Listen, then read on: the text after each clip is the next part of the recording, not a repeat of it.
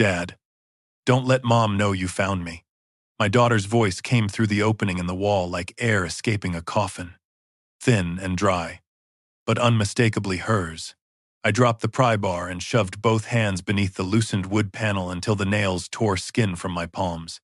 Behind it was a space barely 6 feet wide, lined with gray acoustic foam and smelling of sweat, paint thinner, and something medicinal. Emily lay curled beside 3 empty water bottles, one shoe missing. Her wrists rubbed raw. A towel had been stuffed into the only ventilation grate. I had come to my wife's office carrying roses and her favorite lunch. Instead, I found our missing daughter sealed inside a room that did not exist on the building plans. Before I tell you how my family reached that wall, remember this: the quietest betrayals usually begin long before anyone hears the first scream. My name is Daniel Mercer. I was 61 years old then, a retired structural engineer with more confidence in concrete loads than in human motives. For 32 years, I designed hospitals, schools, parking structures, and office towers across Ohio. I could walk beneath a cracked beam and tell you whether it had 6 months or 6 minutes left. At home, I was far less observant. I believed paying the mortgage, covering tuition, and never missing an insurance premium made me dependable. My wife, Laura, used to say I solved every emotional problem with a checkbook. She was not entirely wrong. I missed recitals because of inspections, canceled vacations for deadlines, and once joined Emily's 16th birthday by video call from a hotel in Pittsburgh. Each time, I brought home something expensive.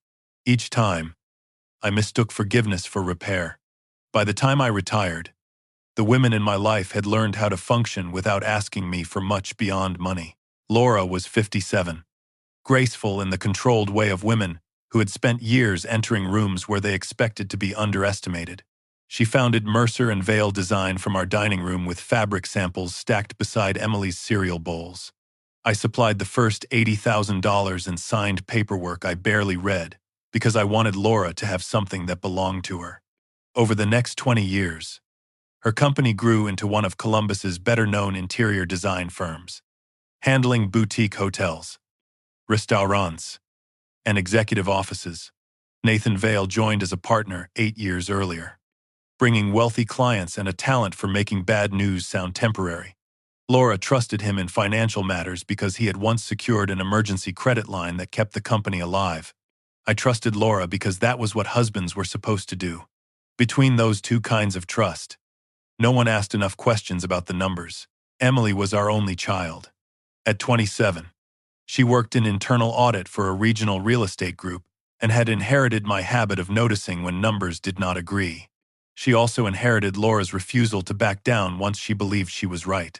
8 days before I found her, Laura called me while I was buying lumber and said Emily had stormed out after an argument. According to Laura, the fight was about Emily's anxiety and her insistence that everyone was hiding things from her. A few hours later, Laura showed me a text from Emily's phone. "I need space. Please don't call the police. I'll contact you when I'm ready." I read it 3 times.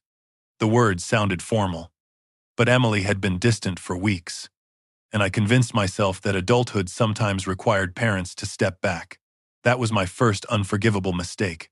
On the second day, I suggested calling Emily's friends. Laura said she had already done it. On the third, I offered to hire a private investigator. Laura slammed a kitchen drawer and accused me of turning our daughter's anxiety into a criminal case. She asked for space. "Daniel, for once in your life, don't fix something by taking control." The words landed because they contained enough truth to silence me. Nathan came to our house that evening carrying takeout and concern.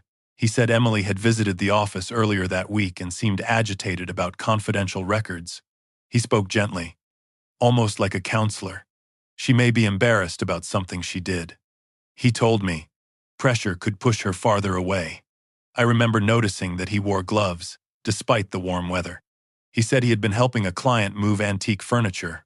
It was a small detail, meaningless at the time. But afterward I replayed it, until it became impossible to ignore. By the 8th day, I could no longer pretend patience was wisdom. I had called Emily 43 times. Her voicemail was full. Her apartment looked untouched, except her laptop was gone, and one kitchen chair had been pulled away from the table. Laura insisted the police would treat Emily like a missing child and expose her medical history. She reminded me that Emily had taken medication for anxiety after college, though she had not needed regular treatment in years. I finally told Laura I would file a report the next morning, whether she agreed or not. She stared at me across the breakfast counter, and for 1 second I saw fear, not anger. Then she looked down and said the company was signing its largest hotel contract that afternoon. "Please," she whispered, "just let me get through today." I thought she feared scandal. I did not yet understand she feared discovery. That afternoon marked the 20th anniversary of Mercer and Vale Design. Laura loved anniversaries, even when she pretended not to care. So I bought a dozen white roses and picked up mushroom risotto from a restaurant near the Scioto River. Her office occupied a renovated brick warehouse in Franklinton, with black steel windows, polished concrete floors, and exposed timber beams. I had advised on the conversion years earlier and knew the building better than most employees. The receptionist, a young man named Colin, looked startled when I arrived. He said Laura had gone to meet the hotel executives and would be back after 4. Nathan, he added, was in Chicago. I decided to leave the flowers on Laura's desk. As I crossed the lobby, Colin called after me. "The second floor is being renovated. Mr. Mercer." I told him I would stay clear of the work zone. Laura's office was immaculate, but her computer monitor was on, and an email draft sat open. I did not read the body. I only saw the subject line, "RE temporary containment problem." Before I could look closer, the screen went black. I told myself the phrase referred to construction. In my profession, containment could mean dust, moisture, fumes, or any number of ordinary problems. Still, something in my chest tightened. I placed the roses on her desk and noticed a gray smear on the cuff of her spare blazer hanging behind the door. The dust looked like joint compound, the material used to finish drywall. Laura had not done manual construction work in her life. From the hallway came a faint metallic tap. 3 beats. A pause. Then 2 more. I stood completely still. Years ago, when Emily was afraid during thunderstorms, we had used that pattern through her bedroom wall, 3 knocks from her, 2 from me. The sound came again from the rear storage area. I followed it past rolling racks of tile samples and shelves loaded with fabric books. A fresh walnut panel covered part of the west wall. Beautiful work, but badly placed. It interrupted the building's original column rhythm, leaving a narrow gap beside a structural pier. I ran my fingers along the edge and smelled new adhesive.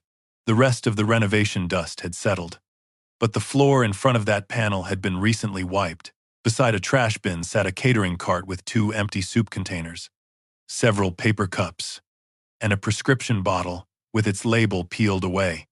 A tissue near the bottom was spotted brown-red. Blood dries darker than people expect. I set the lunch down, removed my jacket, and found a pry bar in an unlocked contractor cabinet. Whoever built that wall had counted on appearance, not engineering. The panel came loose faster than it should have. Behind it, someone had removed an old mechanical room door and covered the opening from the outside. There was no interior handle, no emergency latch, and no legal ventilation. When Emily spoke, I almost failed to recognize her because her voice sounded 20 years older. I forced myself not to shout. "It's me. Sweetheart, I'm getting you out." She shook her head violently and pressed one finger to her lips. Her hair was tangled, her face gray beneath the dirt, and her eyes kept shifting toward the ceiling corner where a tiny black dome was mounted. It resembled a smoke detector but had a glass lens. "A camera. Nathan watches," she whispered. "Not through the front. Please." I wanted to tear the building apart with my hands, but panic would not help her. I widened the opening, wrapped her in my jacket, and carried her toward the freight stairs. Halfway down, Emily began trembling so hard I thought she might fall from my arms. She kept saying, "Don't call Mom yet," as if Laura were more dangerous than the man she had named. That frightened me more than the room itself. We exited through the loading dock and crossed 2 blocks before I called 911 from the parking lot of a hardware store. I told the dispatcher my adult daughter had been unlawfully confined, was dehydrated, and might have been drugged. I gave the address where we waited, but not the office address until police arrived. Emily clutched my shirt and asked whether I had seen anyone leave. I said no. She whispered, "They'll say I agreed to stay." Then she lost consciousness against my shoulder. For all my years inspecting disasters, nothing had prepared me for the weight of my own child going limp in my arms. At Grant Medical Center, a nurse cut away Emily's blouse sleeve to insert an IV. Bruises circled her upper arm. The doctor said she was severely dehydrated, undernourished, and likely exposed to a sedative, though toxicology would take time. A detective named Ruiz asked where I found her. I described the hidden room, the blocked vent, and the camera. Ruiz sent officers to secure the office. I asked him not to contact Laura until they arrived there, but hospital staff had already pulled emergency contact information from Emily's chart. While the doctor examined her, I sat alone with the jacket she had worn. One pocket was empty. The other felt thicker along the seam. Emily had cut the lining and hidden a folded strip of paper inside. On it were 6 dates, 6 transfer amounts, and the same receiving code beside each entry. The total was just over $620,000. Emily woke briefly near sunset. Her lips cracked when she tried to speak, so I gave her ice chips and told her she did not have to explain anything. She looked at the paper in my hand and closed her eyes. "That's only part of it," she said. I asked what the transfers meant. "Grandpa's trust," she whispered. My father-in-law had created a trust for Emily before he died. Mostly bonds, real estate shares, and cash. I believed it held close to $4 million. But Laura managed the family correspondence, and Emily had never discussed the details with me. "Mom moved the money?" I asked. Emily's expression twisted. Not quite anger, and not quite grief. She gave Nathan access. She said she didn't know what he was doing. Before I could ask more, the heart monitor quickened and the nurse told me to step back. A few minutes later, Emily reached for my wrist. I went to the office to confront her. She said, Mom cried.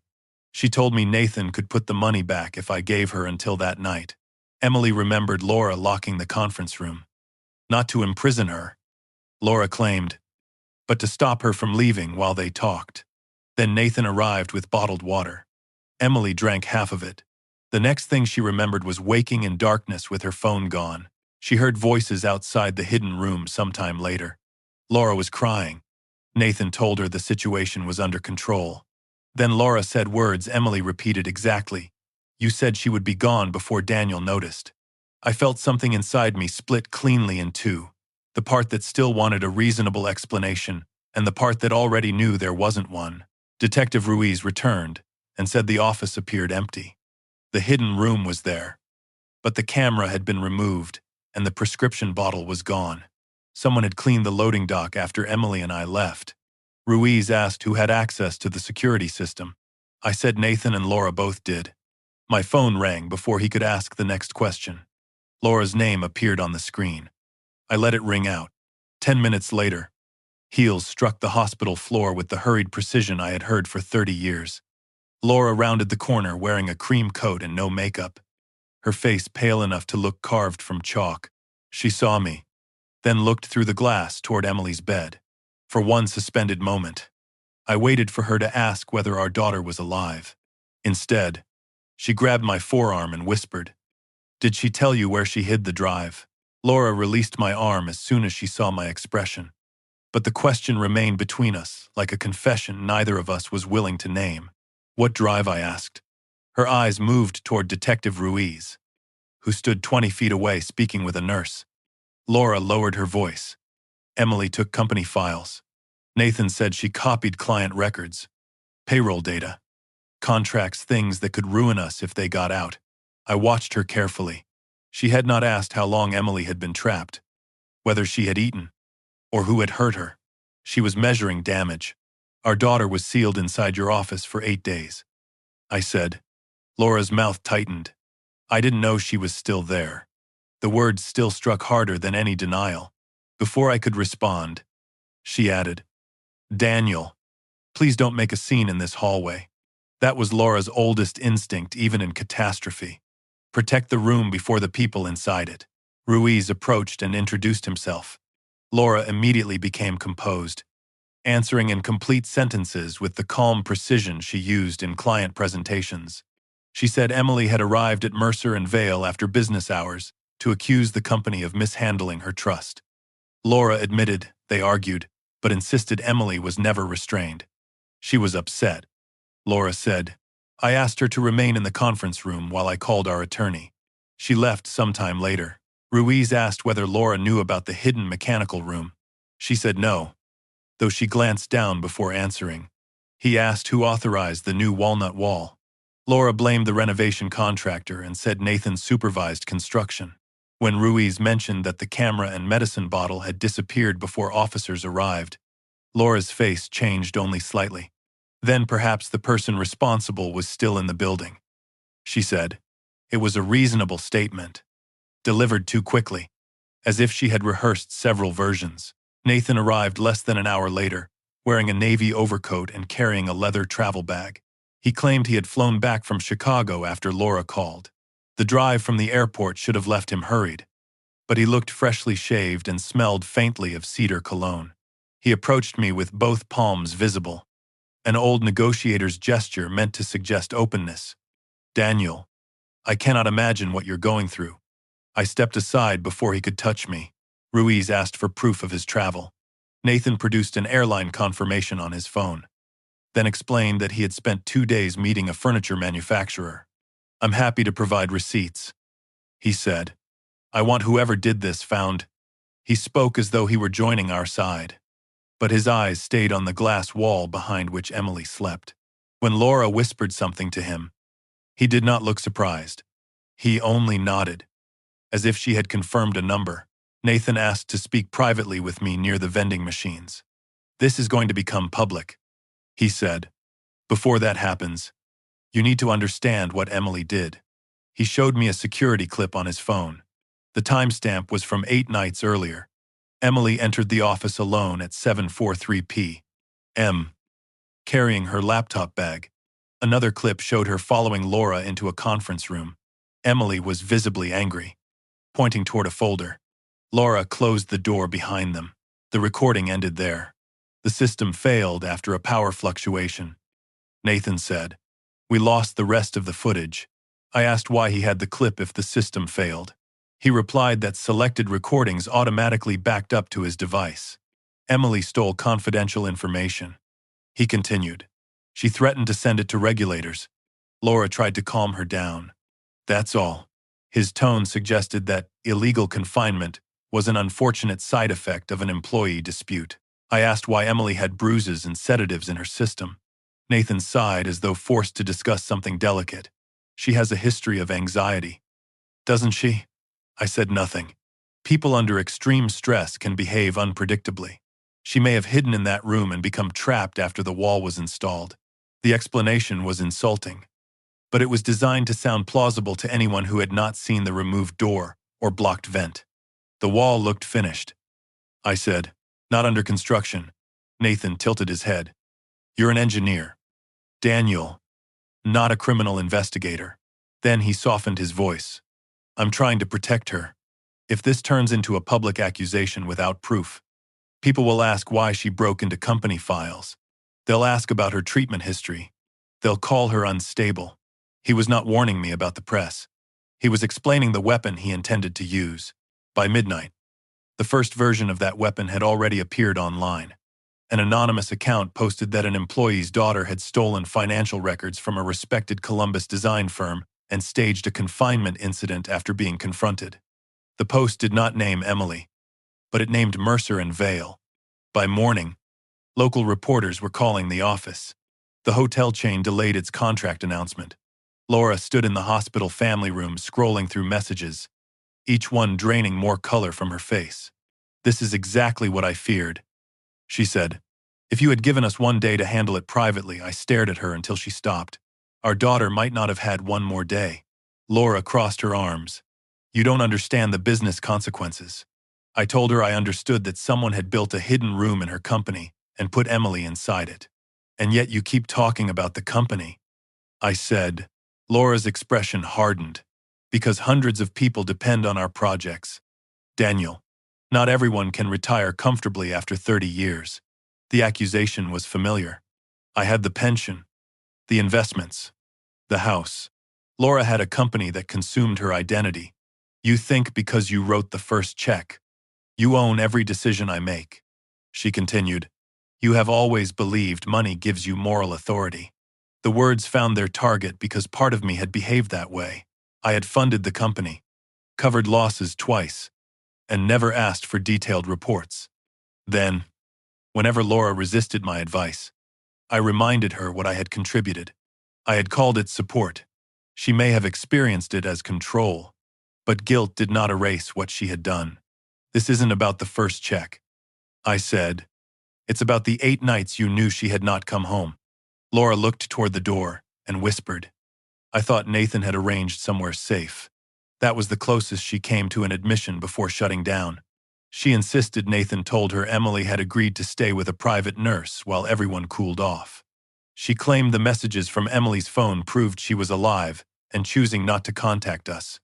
I asked whether Laura ever spoke directly with her. She admitted she had not. Nathan said she refused.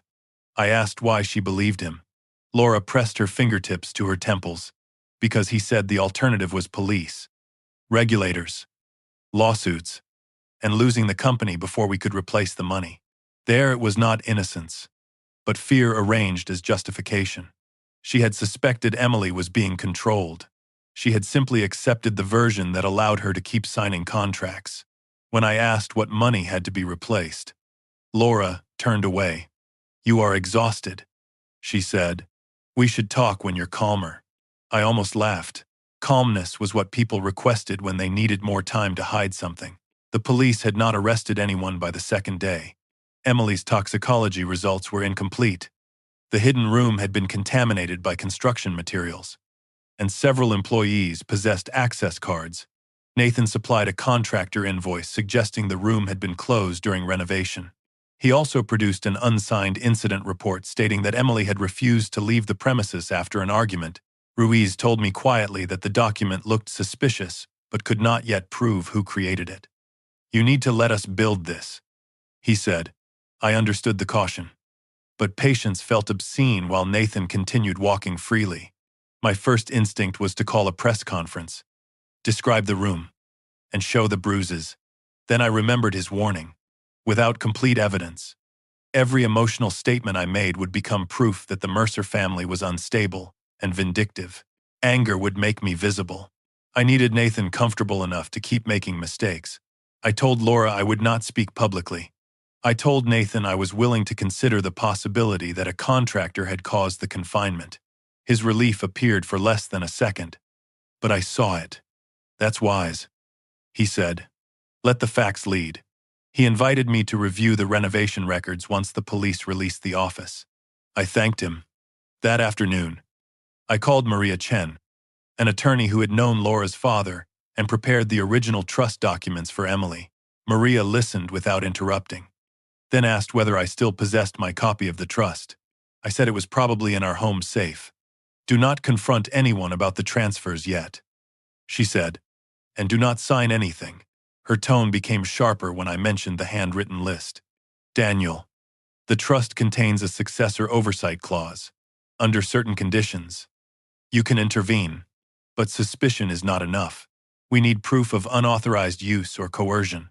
The next morning, I retrieved the original renovation plans from a storage cabinet in my garage.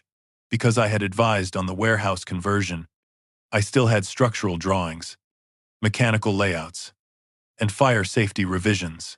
The old room behind the walnut wall had been a ventilation control chamber.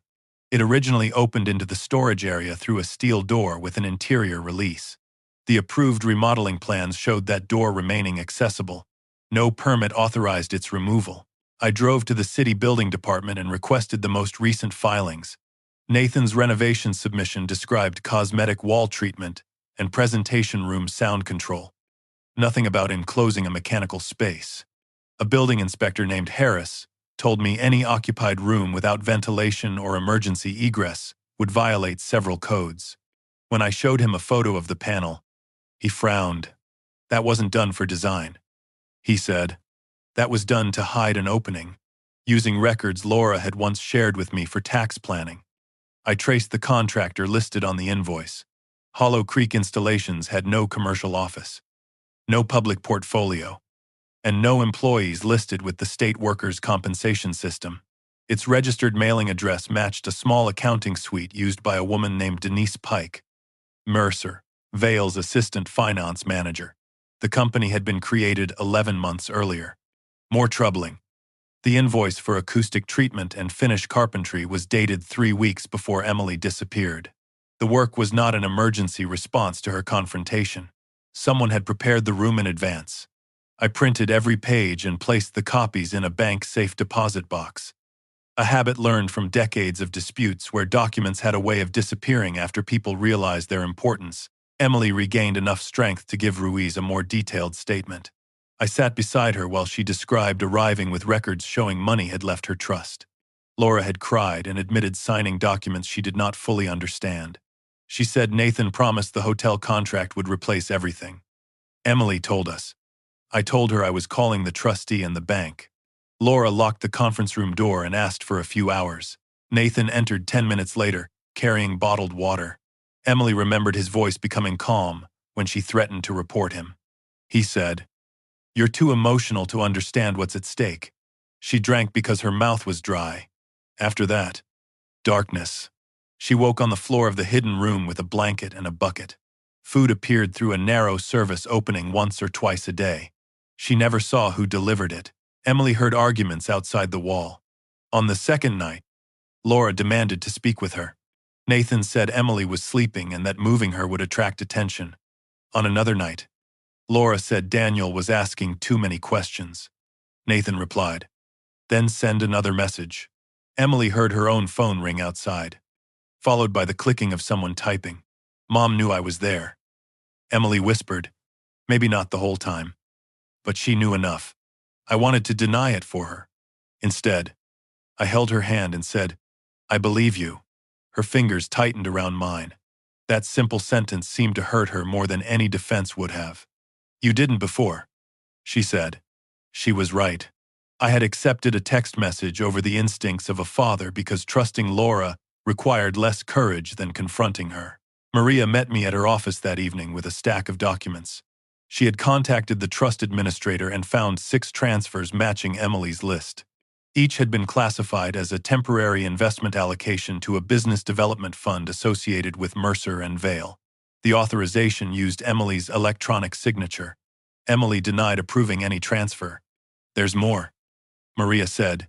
She placed a loan agreement in front of me. Mercer and Vale had borrowed $2 million from a private commercial lender. As collateral, the agreement pledged Emily's future beneficial interest in the trust.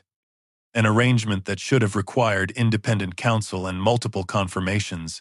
The electronic witness section contained my full legal name, Daniel Thomas Mercer, my address, date of birth, and partial social security number were correct. My signature was a convincing copy of one I had used on older company documents. I felt cold despite the warm office. "I never saw this," I said. Maria nodded. "Then someone used your identity to make the transaction appear supervised."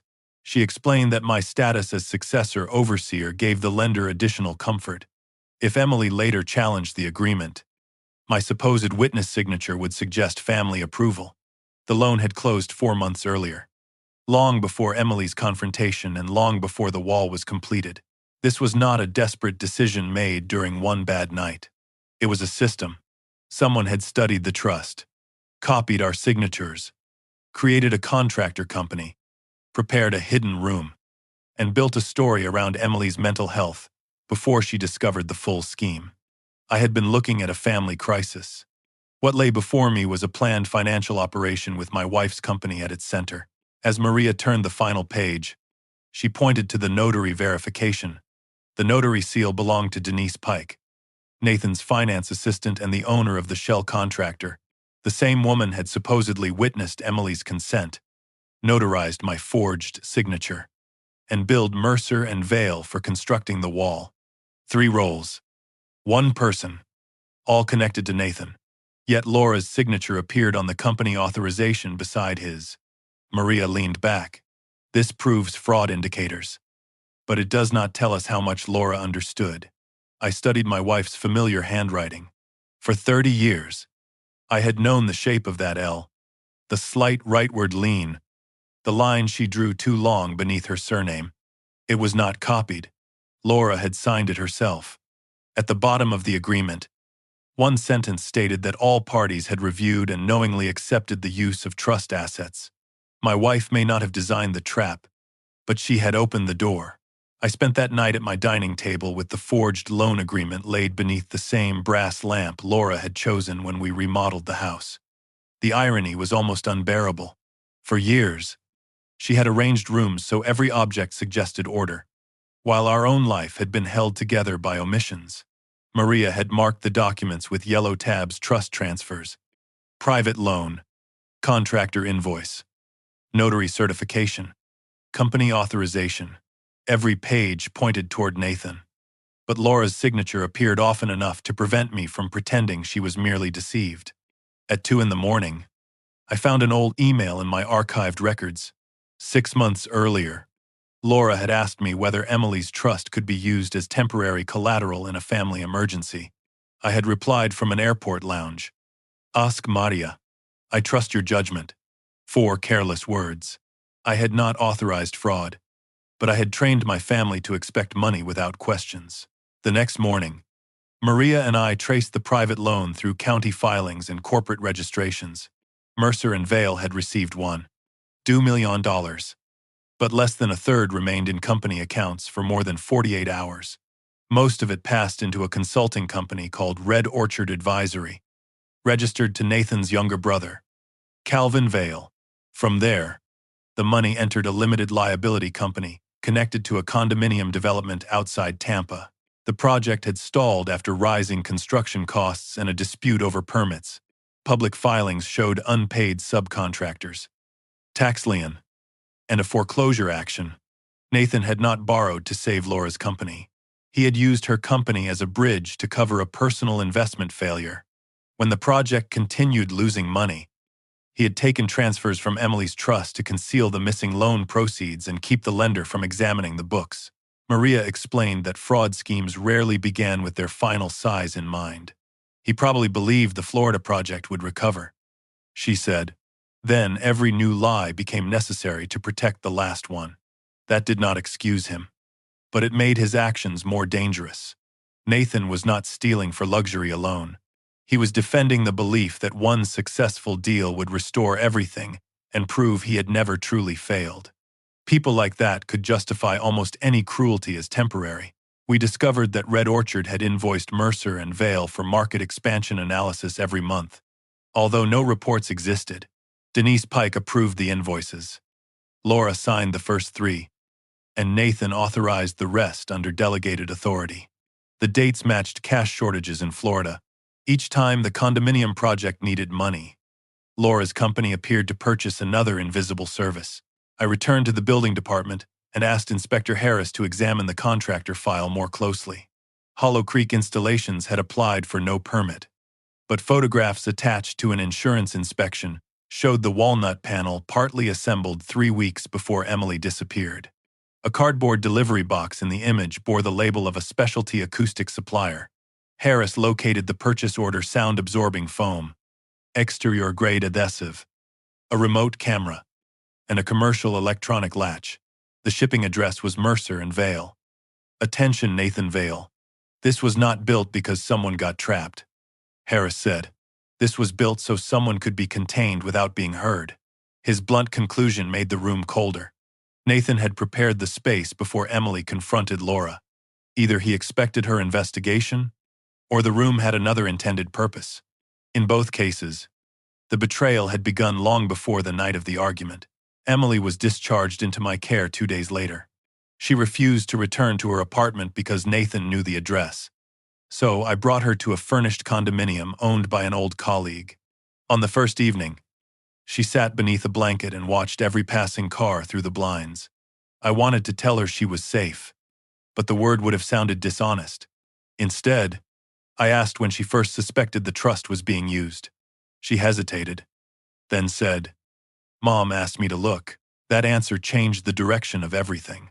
6 months earlier, Laura had noticed a payment labeled as consulting expense and feared Nathan was hiding company debt. She could not confront him without admitting she had stopped understanding the finances. So she asked Emily to review several transactions quietly. Laura made her promise not to tell me because, in her words, I would force a sale before the company recovered. Emily initially found only bookkeeping irregularities. Then, she discovered an account carrying her own taxpayer identification number. Transfers had been disguised as investment allocations, and her electronic signature appeared on documents she had never seen. When she showed Laura the first evidence, Laura cried and admitted she had given Nathan access to scanned family records. Nathan had said updated personal information was required for insurance and succession planning. Laura also admitted signing blank authorization pages because the hotel contract required quick financing. She kept saying she didn't know. Emily told me, but every time I found something worse. She said we needed to wait until after the hotel deal. Laura had not invited Emily into the investigation to expose Nathan. She had hoped her daughter would confirm that the problem was manageable. When Emily refused to soften the truth, Laura began treating her as the threat. I asked why Emily went to the office alone. She looked ashamed, because Mom called me that afternoon and said she was ready to tell the police. Laura claimed she had found proof Nathan acted without her consent and wanted Emily's help copying the server before he returned from Chicago. That explained Emily's laptop bag and the late arrival. But Nathan was not in Chicago. His airline itinerary showed a flight reservation, not proof that he boarded. Maria later obtained airport parking records showing his vehicle never entered the lot. He had created distance on paper while remaining close enough to control events. The security clip on his phone was not an automatic backup. It was a selected segment he had preserved because it supported his version. He had planned for Emily to appear angry, for Laura to appear frightened, and for the rest of the footage to vanish. Emily had copied enough financial records to a small encrypted drive before Nathan entered the conference room. She sensed something was wrong when Laura would not meet her eyes. While Nathan spoke, Emily slipped the drive into a hollow space beneath a display cabinet in Laura's office. The document she hid in her jacket came from her handwritten notes. Nathan searched her bag after she lost consciousness but did not find the drive. That explained why Laura's first question at the hospital concerned its location. It also explained why Emily remained alive. Nathan believed she could still reveal where the drive was. The wall had not been intended as a permanent prison. It was a pressure chamber, a place where fear, hunger, and isolation might make her cooperate without leaving obvious injuries. The blocked ventilation and inadequate water showed how quickly his temporary solution had become life-threatening. The most painful truth came when Emily described hearing Laura outside the wall on the first night.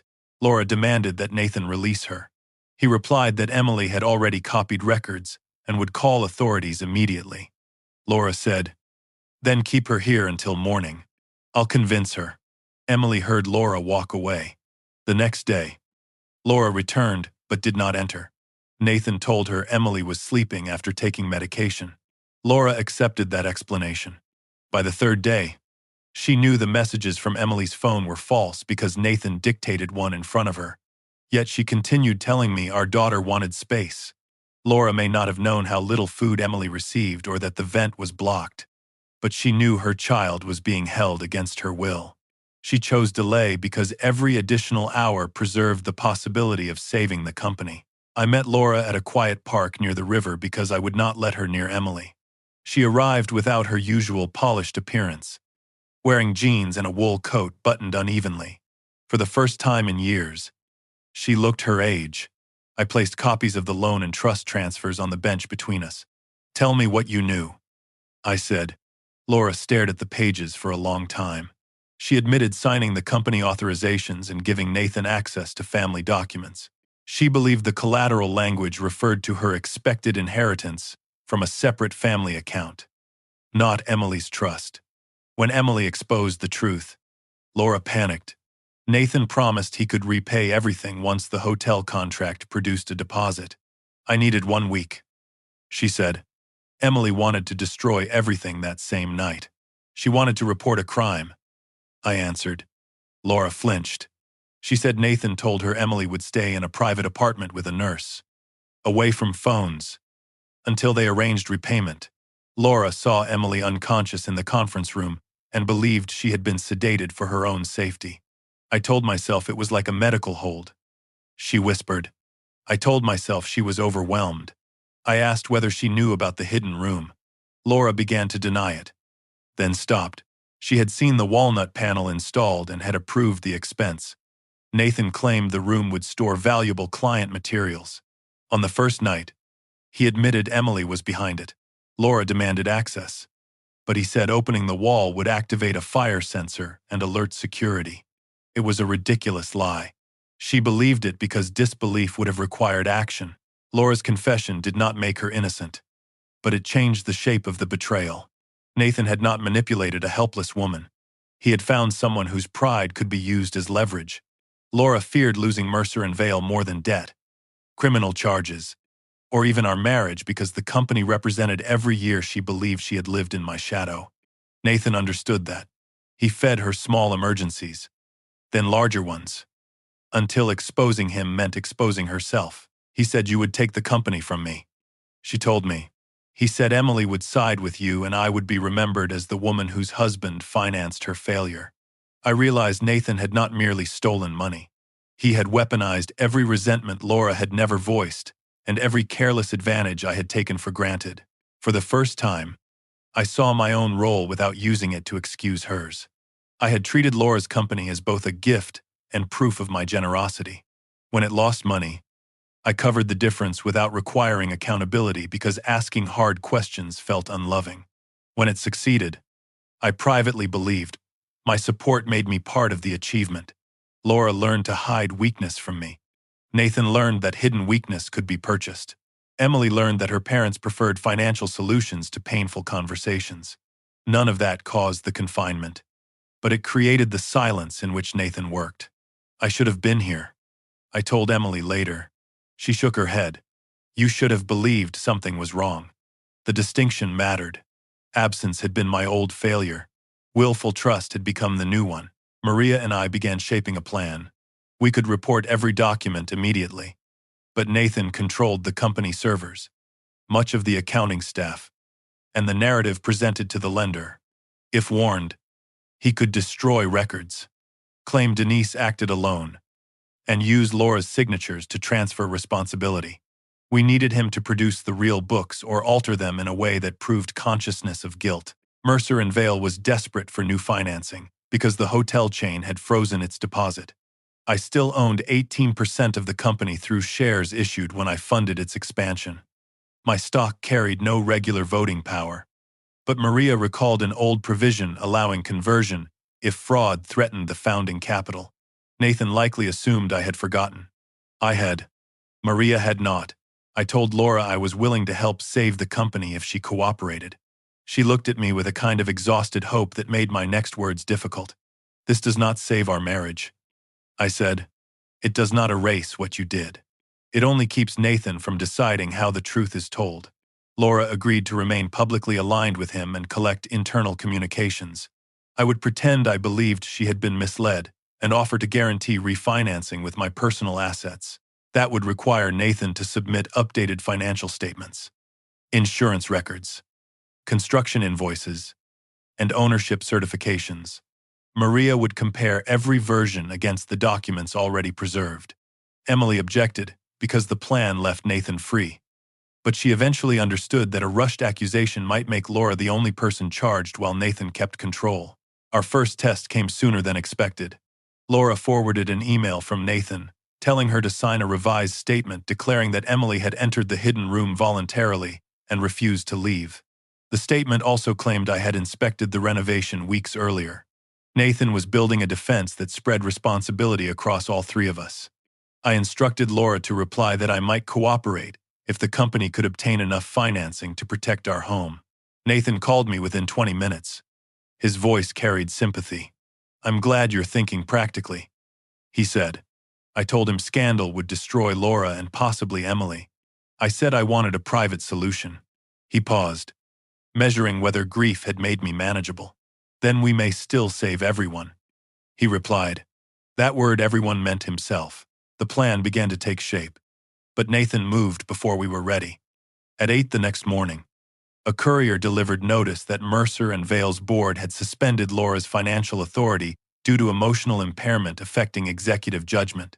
Nathan had persuaded 2 advisory directors to support the action using selected messages from Laura. He now controlled all company accounts. An hour later, our mortgage lender called about a delinquency inquiry on a secondary lien I had never opened. Someone had pledged our house as supplemental collateral, using a power of attorney bearing my signature. The document was dated while I was on a fishing trip in Michigan. Nathan had not merely stolen from Emily's trust. He had positioned himself to take our home if the company collapsed. Before I could respond, Ruiz called.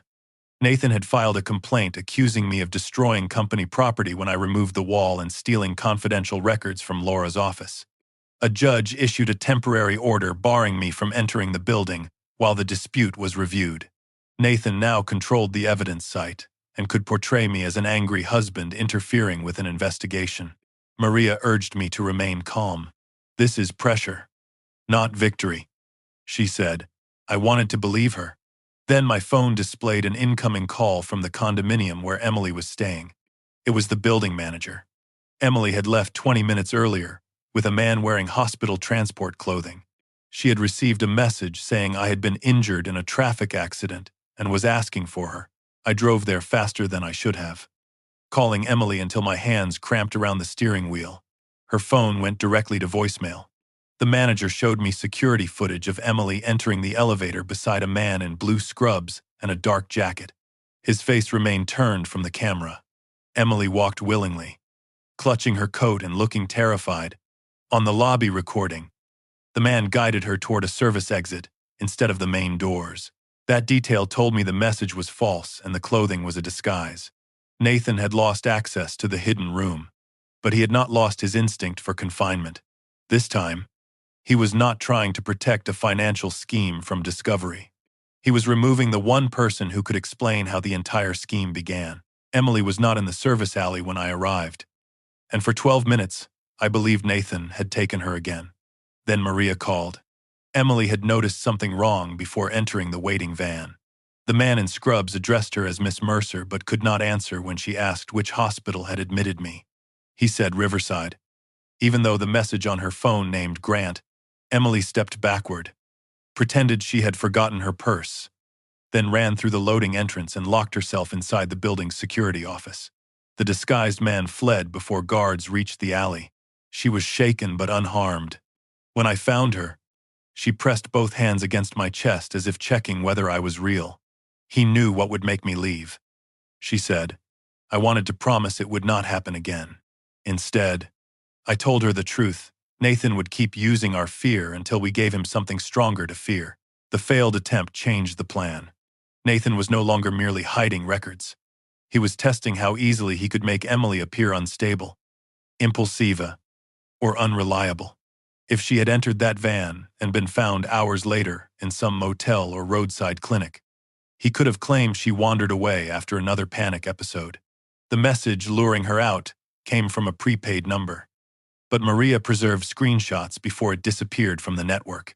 Ruiz requested nearby traffic camera footage, though he warned it might take days. We did not have days.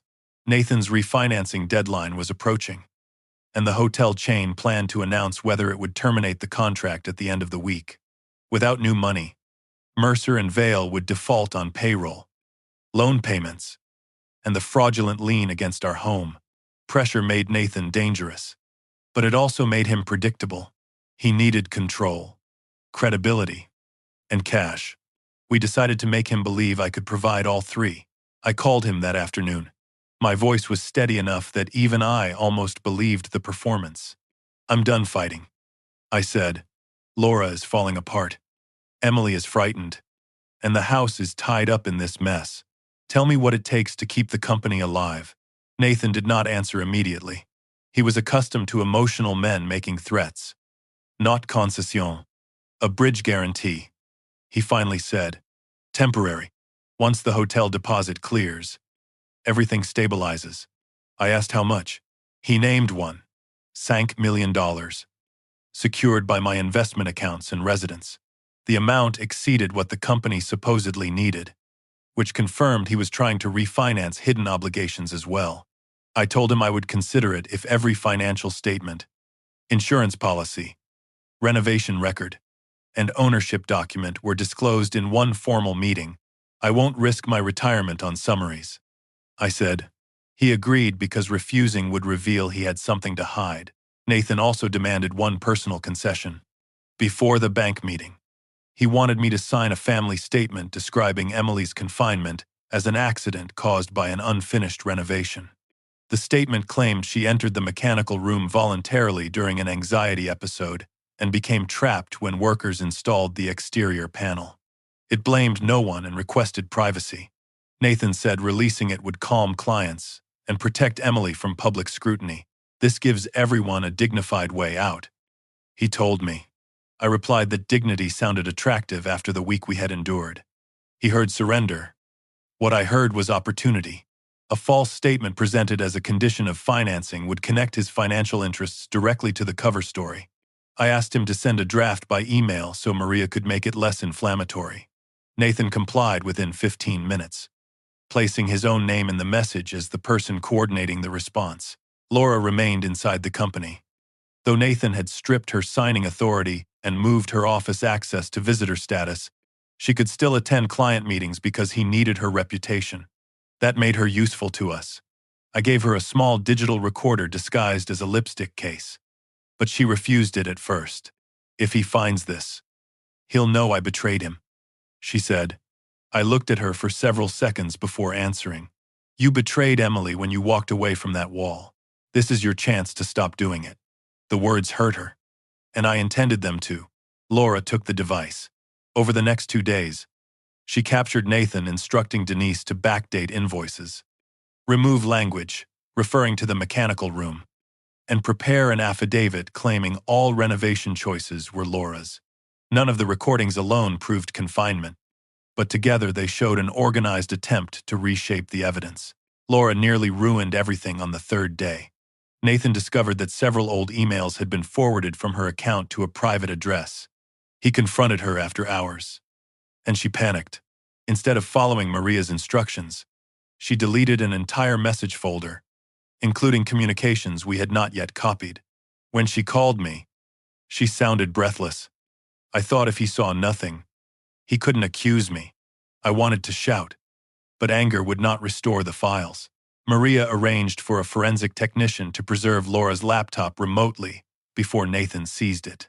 Some messages could be recovered from backups, but not all. The mistake exposed Laura's deepest instinct when threatened. She still erased first and explained later. Emily listened from across the room as Laura apologized. You always protect yourself before you protect anyone else, she said. Laura had no defense. The silence that followed ended more of our family than any argument could have. Nathan reacted by sending Laura a proposed cooperation agreement. If she admitted sole responsibility for using Emily's trust, forging my signature, and ordering the confinement, he promised the company would cover her legal fees and provide a lifetime consulting payment. The document described Nathan as an executive who had relied on information supplied by Laura. She brought it to Maria, visibly tempted. He says he can keep me out of prison, she whispered. Maria read 2 pages and shook her head. He cannot promise that. He is purchasing your confession. Worse, the consulting payments depended on Mercer and Vale remaining solvent under Nathan's control, meaning they could disappear the moment Laura signed. I told her Nathan was offering the illusion of protection because he understood how badly she wanted someone else to manage the consequences. He isn't giving you a way out, I said. He is giving himself a witness. For several hours, Laura considered signing anyway. She said she deserved punishment and could spare Emily the spectacle of a public case. Emily finally answered with a calmness I recognized as mine. Taking all the blame is not sacrifice if it also hides what he did. Laura looked at her daughter as if hearing her clearly for the first time. Emily continued, You don't get to turn guilt into another decision you make for me. That sentence broke whatever loyalty Laura still felt toward Nathan. She signed nothing. Instead, she agreed to attend the refinancing meeting and acknowledge her own conduct without accepting crimes she did not commit. She understood that truth would cost her the company, possibly her freedom, and certainly our marriage. For once, she chose a consequence she could not control. It did not redeem her. It simply made redemption imaginable. Meanwhile, I created the bait Nathan could not resist. Emily's real encrypted drive remained hidden inside the hollow display base in Laura's office. Beyond my reach because of the court order. Nathan believed it was elsewhere. I allowed Denise to overhear, through Laura, that Emily might have placed a copy in the safe at my former engineering office. The safe contained an ordinary flash drive loaded with incomplete ledgers, several altered account numbers, and one spreadsheet carrying an invisible tracking marker. The data looked valuable but contained small inconsistencies an experienced fraudster would feel compelled to correct. I informed the building manager that someone might enter after hours and asked him not to intervene unless there was danger. We needed access logs, not an arrest that could be explained as a misunderstanding. At 1:18 that night, Denise entered my old office using a copied maintenance credential. Security cameras recorded her carrying a slim tool case and leaving 23 minutes later. She opened the marked spreadsheet the following morning from an internal Mercer and Vale address.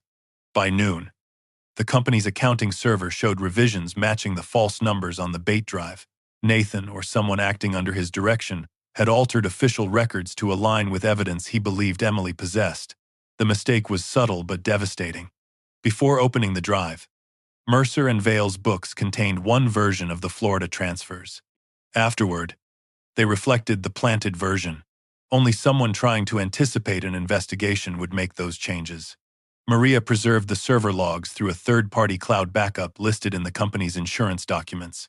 Nathan controlled the office server, but he had forgotten the insurer required off-site replication.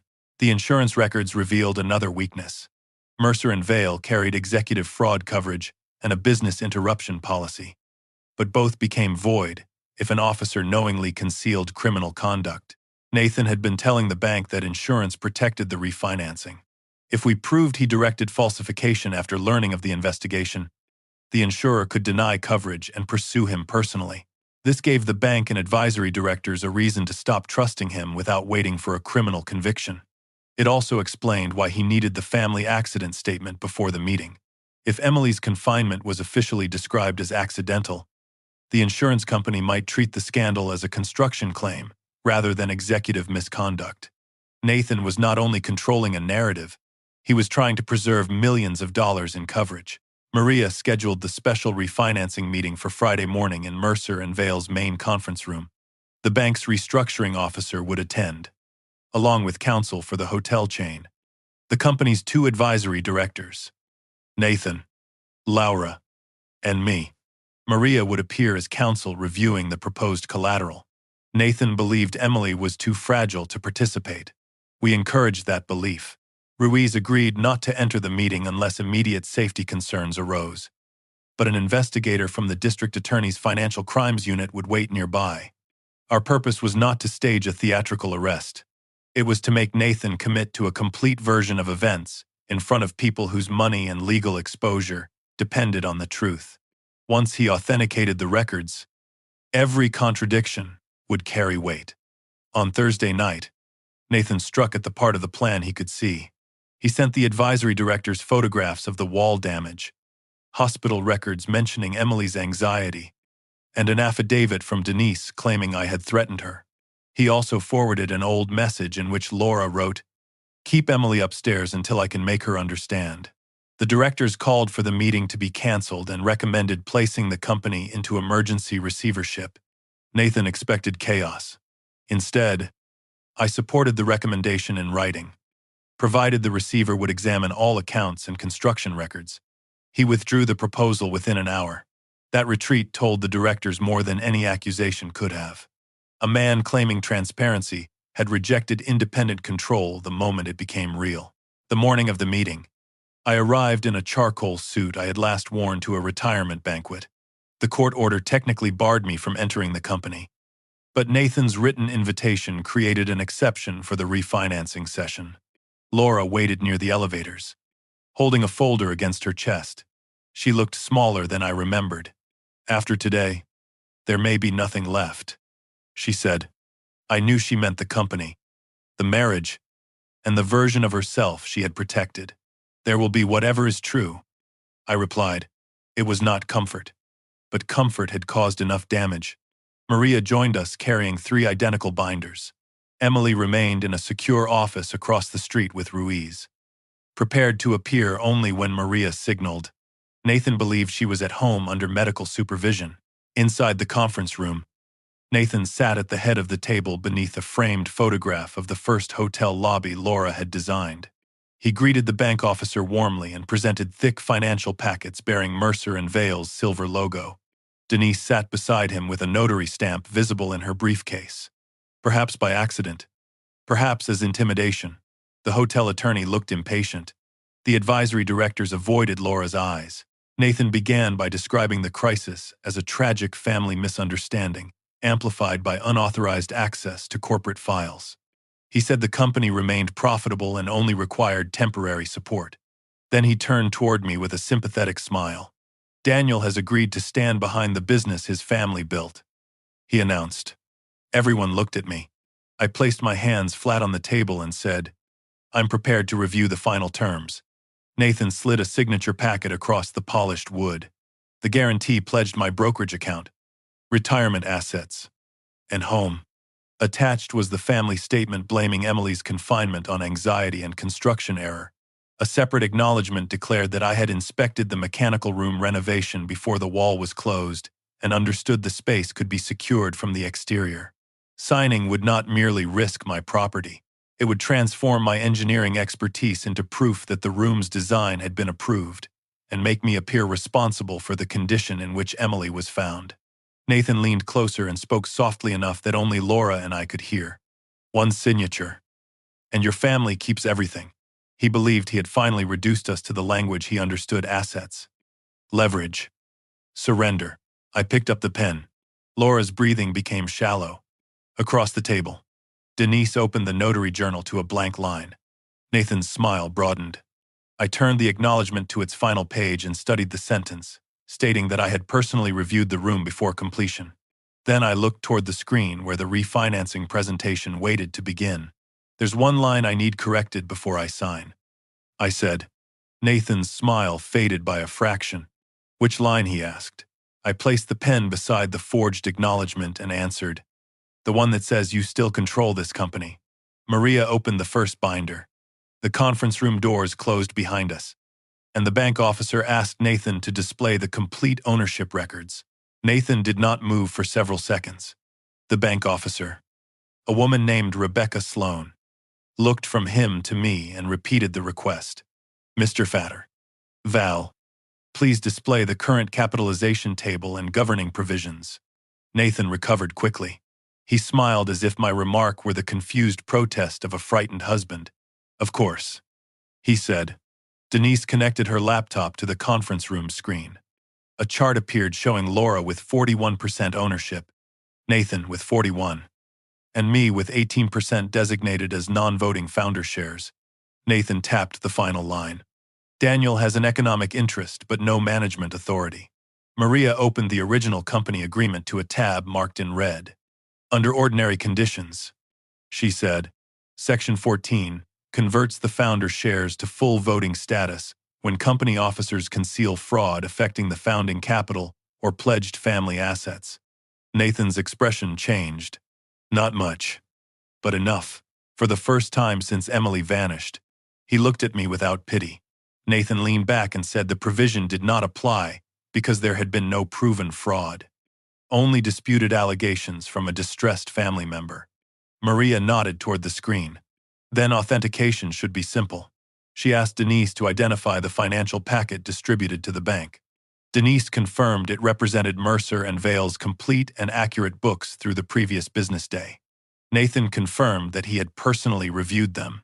Rebecca asked whether any entries had been revised following Emily's discovery of the trust transfers. Routine adjustments only, Nathan said. Maria then displayed the access report from the off-site insurance backup. It showed Denise opening the Bates spreadsheet at 9:06 on Wednesday morning. Atunci 13:42. The accounting server changed 6 Florida-related entries to match false numbers contained only on that drive. No legitimate accounting source carried those figures. Would you like to explain? Maria asked. Why your official books were altered to match data taken illegally from Daniel's office. Denise's face emptied of color. Nathan did not look at her. He said the server report could have been fabricated and suggested that I had planted the drive as part of a campaign to seize the company. I admitted the drive was bait. Rebecca's eyebrows rose.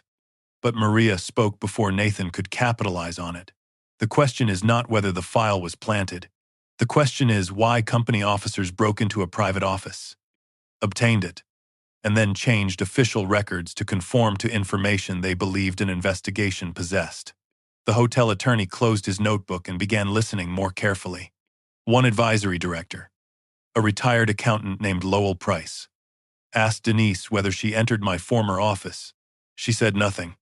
Nathan answered for her. Our staff was retrieving company property. I slid the security photograph across the table. Denise was pictured opening my safe at 11:31 at night with a copied maintenance credential. Nathan's voice hardened. This meeting concerns financing, not Daniel's amateur sting operation. Rebecca replied that the financing depended on reliable books, valid collateral, and enforceable insurance. Maria displayed the executive fraud policy. The clause Nathan had cited to the bank excluded coverage if an officer knowingly altered records or concealed criminal conduct. The insurer's preservation notice, issued that morning, stated it was reviewing the company's off-site backups and reserving the right to deny claims. Nathan turned to Laura. You did this, he said. You gave them access to internal systems. Laura's hands trembled against the folder, but she did not look away. I gave them access to what you were trying to erase. Nathan laughed once. Without humor. You signed every authorization. You approved every transfer. Do not pretend you were a hostage in your own company. I'm not pretending, Laura said. Her voice was quiet, but the room had become so still that every word carried. I signed documents I did not read closely enough. I gave you family records. I knew Emily was being held after the first night, and I told myself it would end before anyone was hurt. Those were my choices. Nathan's eyes narrowed because he had expected denial. Laura continued, but I did not create Hollow Creek. I did not forge Daniel's signature. I did not move the loan money to Florida. And I did not order that room built to hold my daughter. Denise reached for her water glass and missed it. Nathan turned on her immediately. Denise handled contractors. If there were irregularities, she exceeded her authority. The speed of his betrayal surprised even me. He was dismantling his own people before the evidence had been fully presented.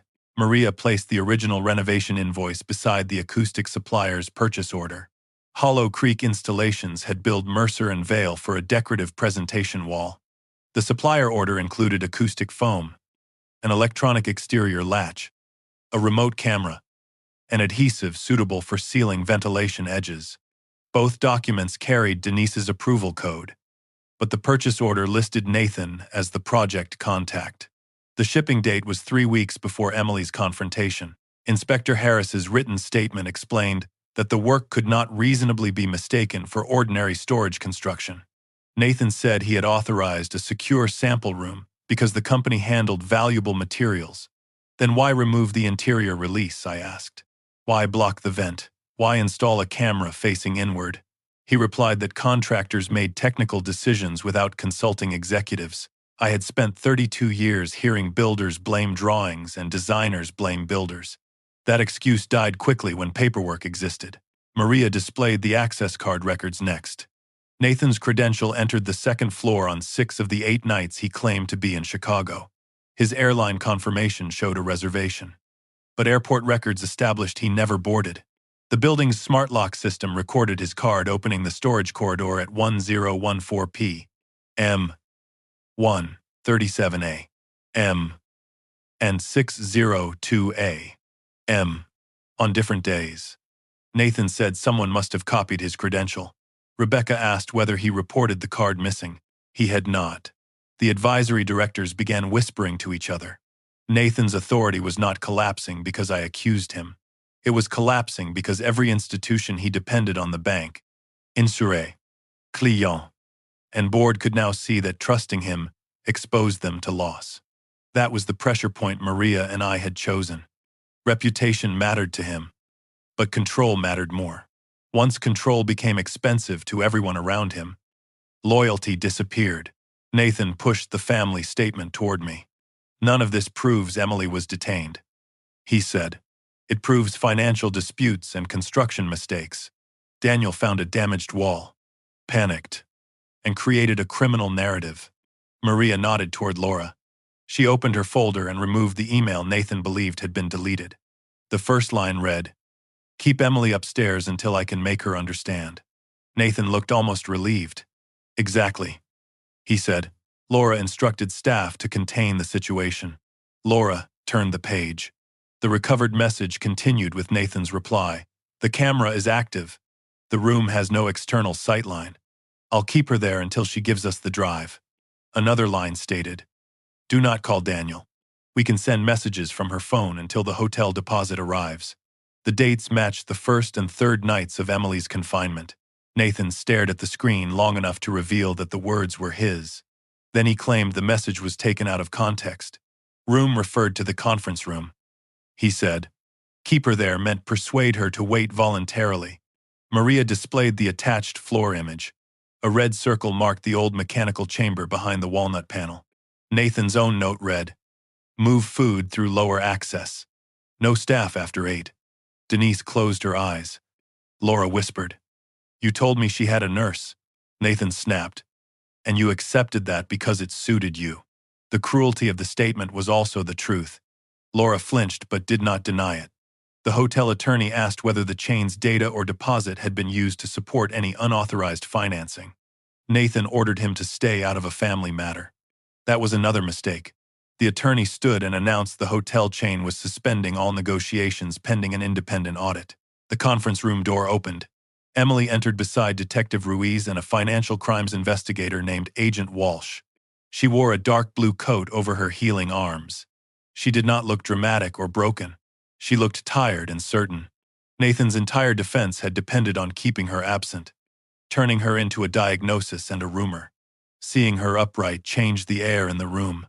"You shouldn't be here," he said. Emily stopped at the far end of the table. "That's what you said when I found the transfers."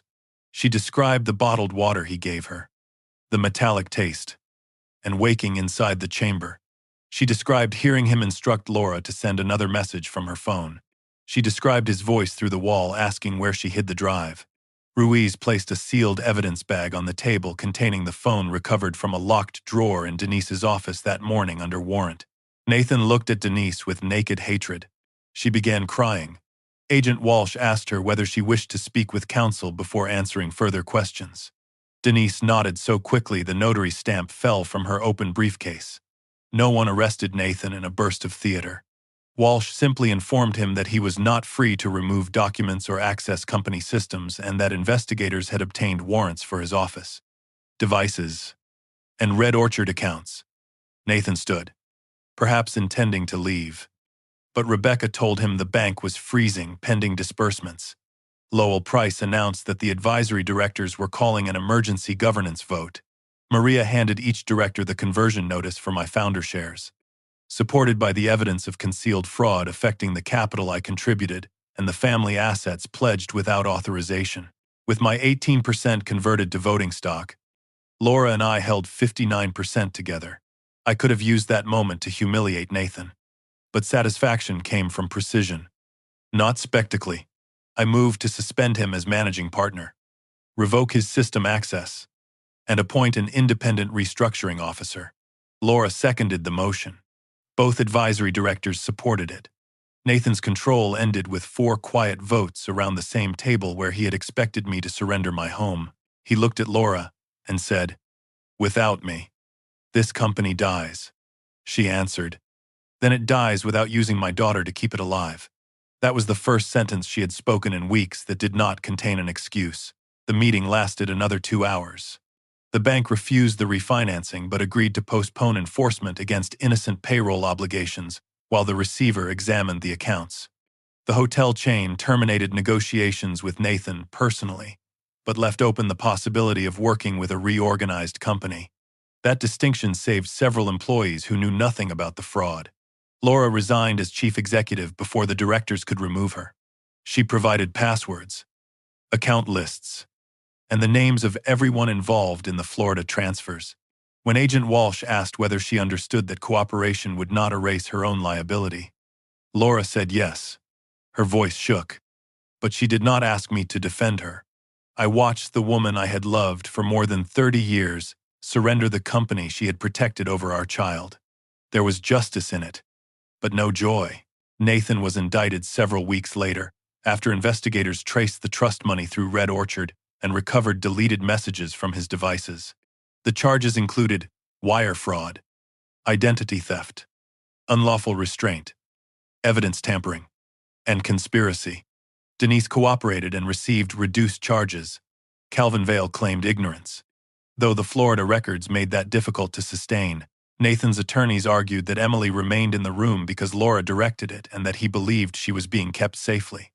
The access logs, camera purchase, food instructions, false travel records, and messages from Emily's phone told a different story. He eventually accepted a plea rather than risk trial on every count. I never attended the sentencing. I did not need to watch a judge explain consequences Nathan had spent years assigning to everyone but himself. Laura faced her own case. She pleaded guilty to failing to report fraud and participating in unauthorized financial transfers. Prosecutors acknowledged that she cooperated, helped recover records, and had not planned the physical confinement. But they did not ignore the days she knowingly left Emily under Nathan's control.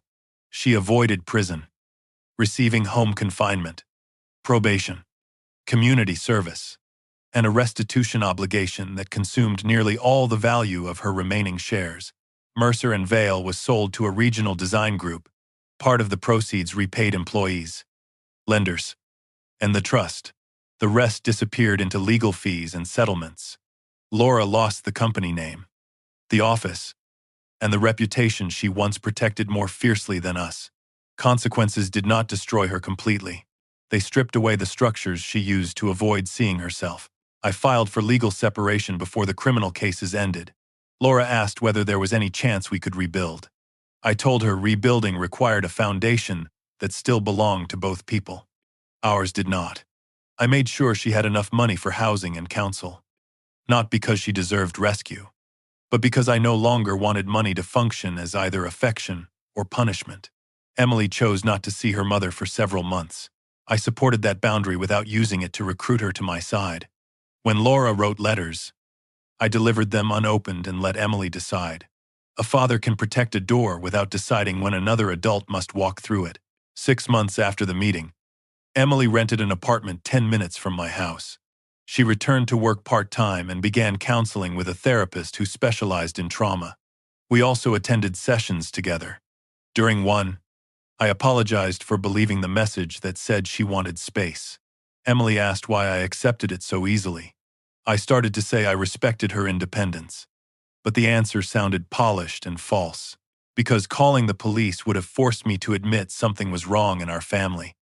I said, and I had spent years believing that providing for everyone meant nothing could be wrong. Emily nodded. You kept the house standing, she said. You just didn't always hear the people inside it. An engineer could not have received a more exact diagnosis. The trust recovered most, but not all, of what had been taken. Emily refused to treat the remaining money as compensation for what happened. She placed part of it under independent management and used a smaller portion to support a local legal clinic serving victims of financial coercion. I offered advice once, caught myself, and asked whether she wanted it. She smiled and said, "That's progress." We were not suddenly close in the effortless way stories sometimes promise. We learned each other slowly. We ate Sunday breakfast, argued about baseball, and occasionally sat in silence without using it as concealment. Trust returned in ordinary pieces, not dramatic declarations. I visited the old Mercer and Vale building one final time before the new owners remodeled it. The walnut wall had been removed under the receiver's supervision. The mechanical chamber stood open, smaller than I remembered. Without darkness, the space looked almost harmless concrete floor. Old conduit, exposed ductwork, scratches where Emily had tried to loosen the panel. I placed my hand against the original brick and listened. There was no tapping. Only traffic beyond the windows and workers talking downstairs. For most of my life, I believed strength meant being the person everyone could depend on after something broke. Standing in that room, I understood a harder responsibility, noticing the strain before collapse and believing the warning, even when it came from behind a wall someone I loved had helped build. I saved my daughter, protected what remained of her inheritance, and took Nathan's control away from him. None of that restored the family I thought I had. Laura and I became two people connected by history, regret, and a daughter who owed neither of us forgiveness. Some losses cannot be reversed by winning. They can only be carried honestly. When I left the building, I did not look back at the conference room or the office where Laura once kept her awards. I looked at the open space where the hidden wall had stood. For the first time, nothing was covering it. I had spent decades mistaking silence for peace, money for love, and trust for the absence of questions. I would not make those mistakes again. If someone I loved ever knocked from the other side of a wall, no matter how faintly, I would answer before the third beat.